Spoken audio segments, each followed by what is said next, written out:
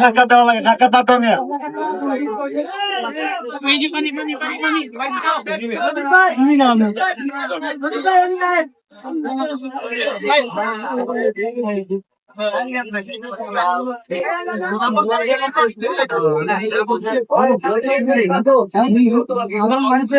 মানে সাধারণ মানুষের জন্য বলতে চাচ্ছি যে আমরা যে আজকে রাস্তাটা ব্লক করি, আমরা কিন্তু কোনো মানুষের কষ্ট চাইনি।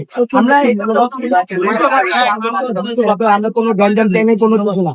যদি কোনো সাধারণ মানুষ আমাদের এই রাস্তা ব্লকের জন্য আমাদেরকে ভয় পায়, এটা তাদের ভুল সিদ্ধান্ত। কারণ আমরা তাদের সাথে কোনো খারাপ ব্যবহার করছি না। আমরা ছাত্রলীগ না বা কোনো রাজনৈতিক দলে আমরা নাই, ঠিক আছে? আমরা হচ্ছি ছাত্র। আমাদের কাছে কোনো অস্ত্র নেই। আমাদের কাছে কি আছে দেখবেন আপনারা? ID card. আমাদের কাছে আছে কলম। আমরা এই কলম দিয়ে লড়তে এসেছি, খালি হাতে এসেছি। আমরা প্রত্যেক জনে রাজপথে বুক পেতে দিব। রাজপথে আমরা আমাদের অধিকারের জন্য লড়বো। আমরা ছাত্ররা কি করব? তরুণ সমাজ সবসময় অন্যায়ের বিরুদ্ধে লড়বো। যে জায়গায় অন্যায় হবে সেখানেই তরুণ সমাজ যাবে। যে কোনো অন্যায় প্রশ্রয় পাবে না তরুণ সমাজের কাছে। এই বলে আমি শেষ করছি। আমরা কলম চাই না, অস্ত্র চাই না, কলম চাই, কলম চাই, কলম চাই। মেধা চাই না, কোটা চাই, মেধা চাই, মেধা চাই।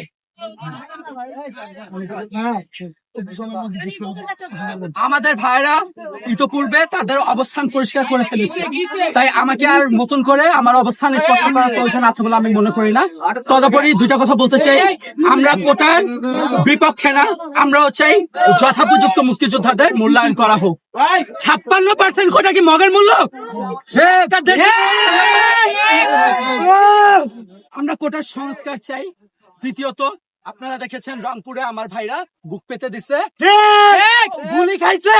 আপনার আমার ট্যাক্সের টাকায় কেনা গুলি আমার ভাই খাইছে। এগুলোর জবাব দিতে হবে। আন্দোলন শুরু থেকে প্রধানমন্ত্রীর যেসব মন্ত্রী এমপিরা উস্কায় দিল, ওবায়দুল কাদের, দীপুমণি এবং জুনায়েদ আহমেদ পলক, তাদেরকে জাতির সামনে ক্ষমা চাইতে হবে।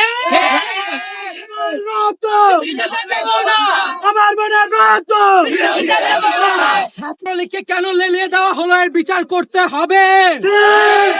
কোটা আন্দোলনের সাথে সাথে ছাত্রলীগের বিচার করতে হবে। আমরা প্রধানমন্ত্রীর কাছে, তিনি রাষ্ট্রের অভিভাবক, রাষ্ট্রপ্রধান, এটা ভেবে তার কাছে চেয়েছিলাম। তিনি নির্বাহী বিভাগেরও প্রধান, এর জন্য তার কাছে গিয়েছিলাম। তিনি আমাদেরকে হাইকোর্ট দেখাই দিলেন। আর কত হাইকোর্ট দেখাবেন?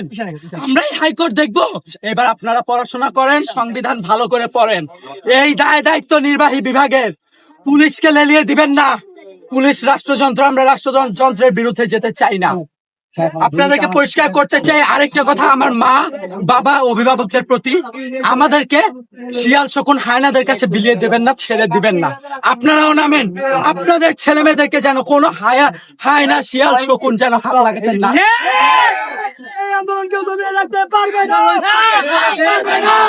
আমরা সাধারণ ছাত্র, আমরা কোন দলের না। এই যে গণমাধ্যম কর্মীরা, আপনারা আপাতত অফ রাখতে পারেন, একটু অফ রাখেন।